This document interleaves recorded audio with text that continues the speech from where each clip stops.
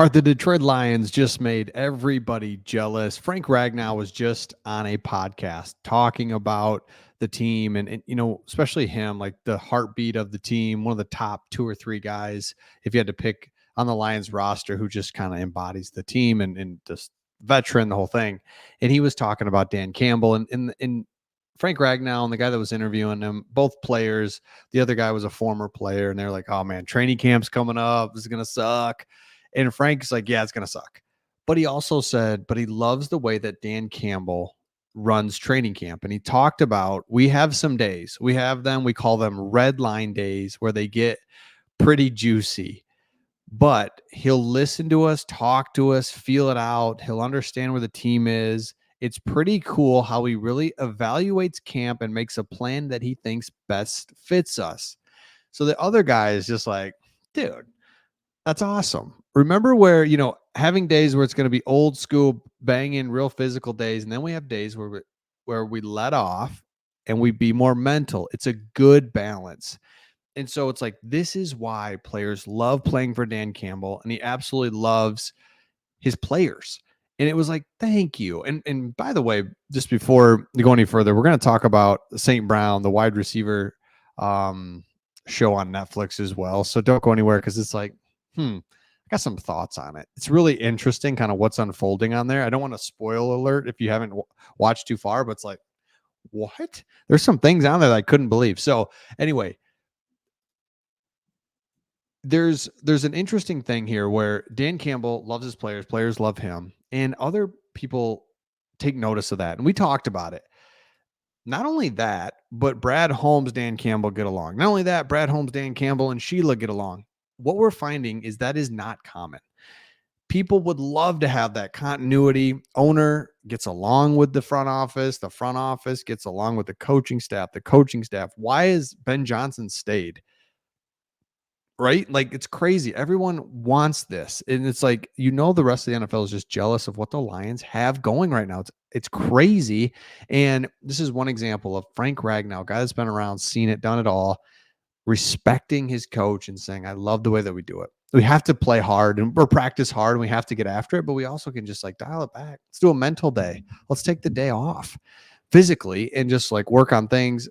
It makes total sense. Now, couple things on this wide receiver show that is pretty interesting, and we'll get to Antoine Green as well, the third wide receiver potentially in the show. It's like, could the Lions be in trouble for not addressing early Amon-Ra St. Brown's injury? So Amon-Ra St. Brown basically has this really bad oblique injury early in the season, and it really is bad going into the week 3 game, or he has it in the week 3 game against the Atlanta Falcons. However, the Lions did not put St. Brown on their injury report heading into week 4. And now behind the scenes, he's like, man, I can barely, it's terrible. Pains at a 10. I don't know if I'm going to practice, all this stuff. That this is what you do. You put this on the injury report, say he's questionable, or say he does have an injury, but he is probable. So again, the question here is, will the Lions get in trouble? I don't think so. I also think this happens all the time. I think guys have stuff all the time. Injuries, obliques, finger, you could do anything, right? And they don't announce every single one of them. So I don't think the NFL could do anything. I think this happens. Who cares? Go out there. Who's going to play? In the grand scheme of thing, who cares? But it was just interesting to see a behind the scenes where it's like, oh yeah, like this was filmed, a year ago, 6 months ago, and we're watching it now and knowing what we know.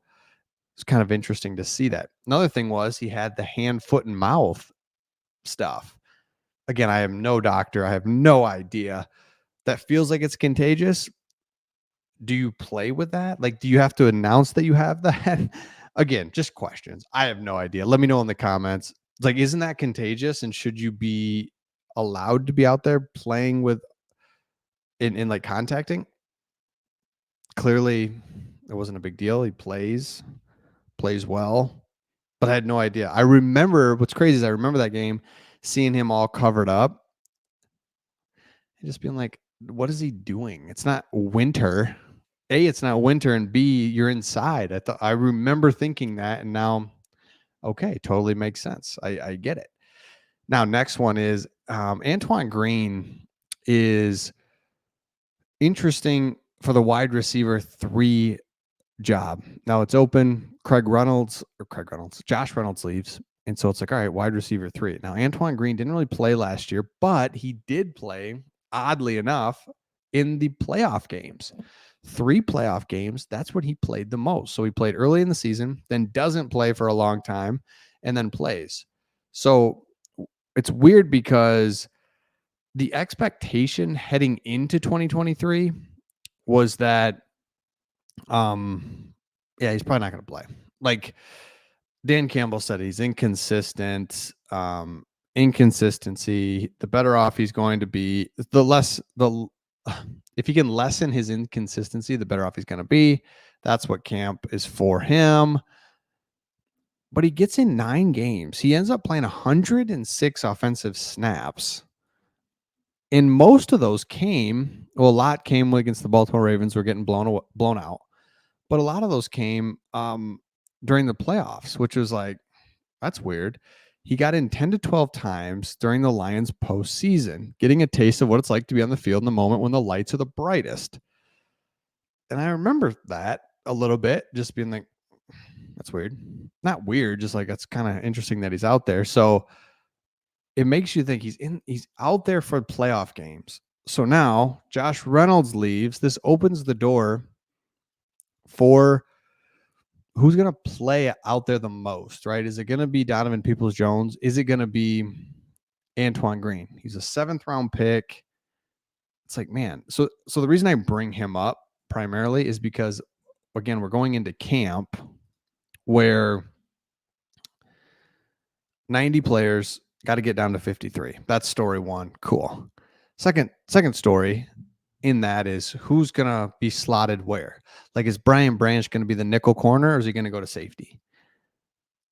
Is who's at the wide receiver position? I think we're fine, but I think we're all just like, man, that's the one question mark, which is amazing that of all things, Super Bowl contending team.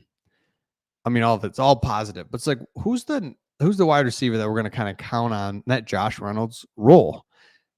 We all think about what happened at the end of the season. So it's like, oh yeah, Reynolds sucks. Get him out of here. It's like, he doesn't. He was a very good, dependable, solid wide receiver, the exact role that you want in that wide receiver 3. Catches big passes over the middle.